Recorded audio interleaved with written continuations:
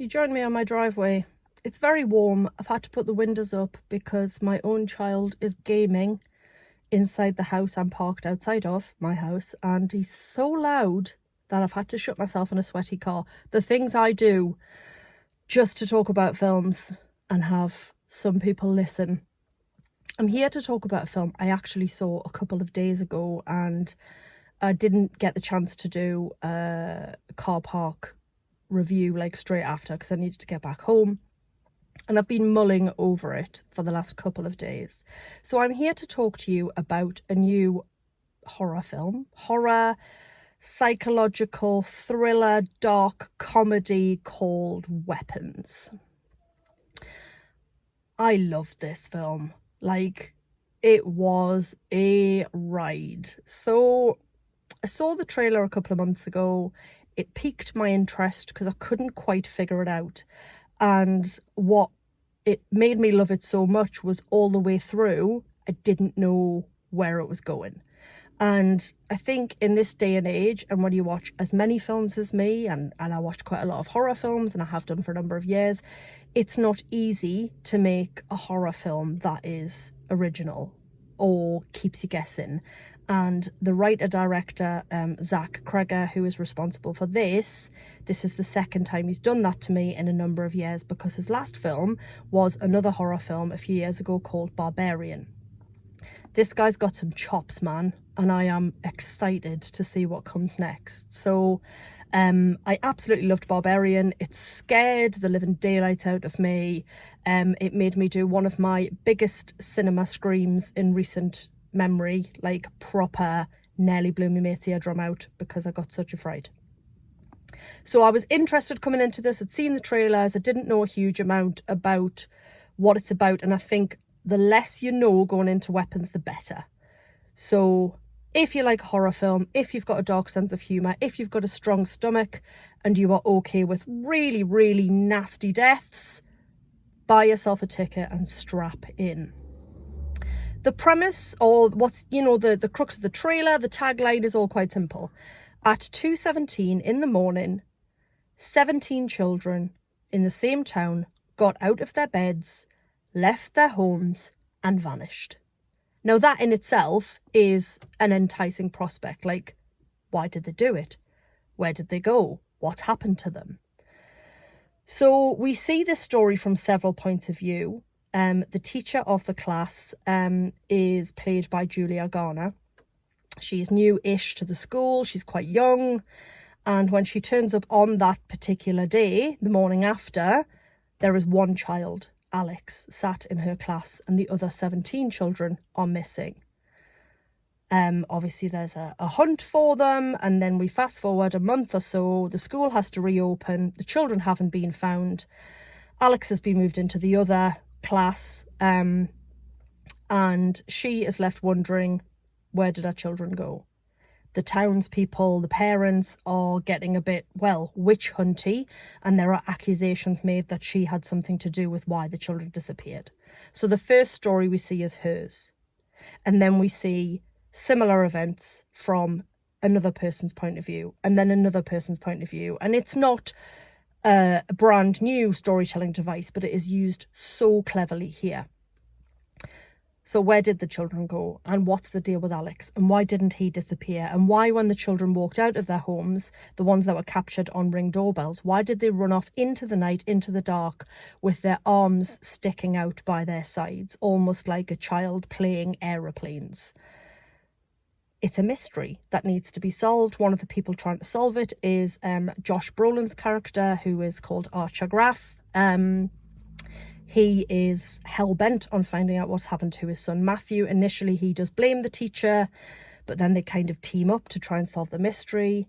There's the school's head teacher, played by the ever-excellent Benedict Wong, who I will always smile when I see in these massive Hollywood films, because the first thing I ever saw him in was a Channel 4 sitcom written and starring the late, great Sean Locke. It was called 12 Stories High.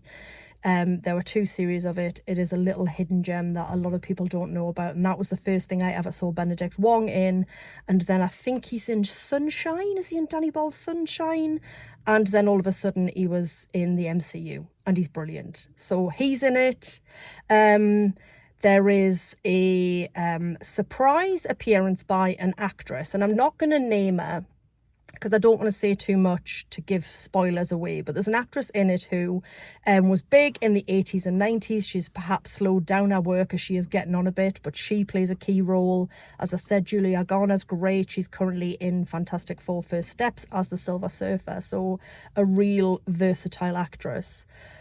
But Zach Cregger, as I said, this is his project, as was Barbarian. Nobody else's fingerprints on it. He wrote it, he directed it.